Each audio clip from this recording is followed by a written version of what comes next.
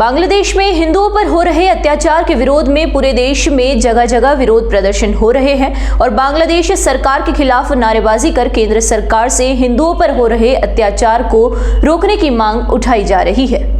इसी कड़ी में मंगलवार को उदयपुर में सर्व हिंदू समाज एक मंच पर दिखाई दिया और हजारों लोगों ने जिला कलेक्ट्रेट के बाहर इकट्ठा होकर बांग्लादेश की सरकार के खिलाफ जमकर नारेबाजी की। सर्व हिंदू समाज के लोग टाउन हॉल इकट्ठा हुए और वहां से रैली के रूप में विभिन्न मार्गों से होते हुए जिला कलेक्ट्रेट पहुंचे। यहाँ पर प्रदर्शन के बाद केंद्र सरकार से मांग उठाई कि केंद्र सरकार जल्द से जल्द बांग्लादेश सरकार से बातचीत कर वहां पर हिंदुओं पर हो रहे अत्याचार को रोके और हिंदुओं की सुरक्षा के लिए ठोस कदम उठाए। सर्व हिंदू समाज के बैनर तले जिला कलेक्ट्रेट पर पहुंचे हिंदू समाज के हजारों लोगों के हाथ में अलग अलग तख्तियां थी।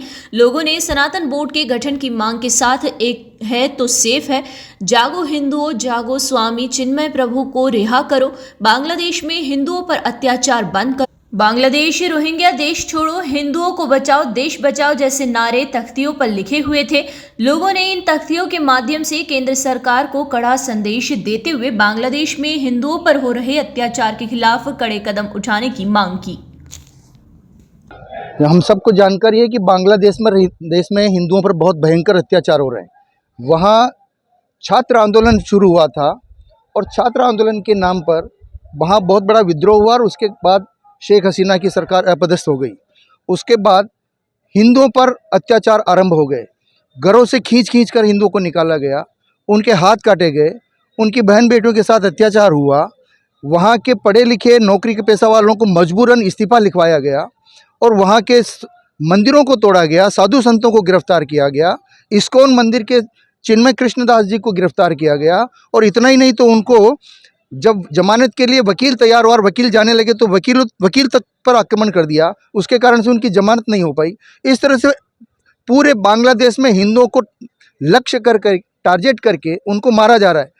आप अपन वीडियो पर देखते हैं, सोशल मीडिया पर देखते हैं, भीड़ दौड़ी चली जा रही है।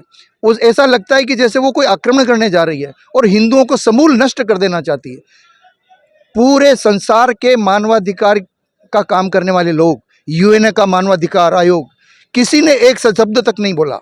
भारत के अंदर भी जिन लोगों को एकजुट होकर के आवाज़ उठानी चाहिए थी, कई राजनीतिक दल एक शब्द तक नहीं बोलते, बड़े बड़े नेता शब्द तक नहीं बोलते, यहाँ मानवाधिकार का काम करने वाले शब्द तक नहीं बोलते, महिलाओं के लिए महिला सशक्तिकरण की बातें करने वाले, वहाँ की महिलाओं पर जो अत्याचार हो रहे हैं उसके बारे में एक शब्द तक नहीं बोलते। ऐसे में पूरे देश का हिंदू समाज वो आक्रोशित है।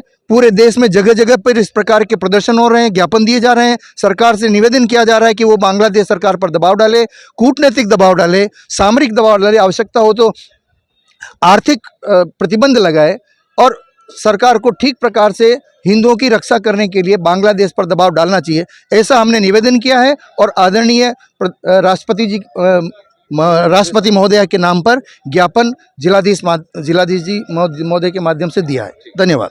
शक्तिपीठ से आज सर्व समाज और संत समाज द्वारा कलेक्टर साहब को ज्ञापन दिया गया है। जिस प्रकार बांग्लादेश पे दिन ब दिन हिंदुओं पर अत्याचार जो हो रहा है, हिंदू विद्यार्थियों को और हिंदुओं को जो स्कूलों कॉलेजों से निकाल कर उनकी नरसंस हत्या की जा रही है, उसके विरोध में आज ये ज्ञापन दिया गया था।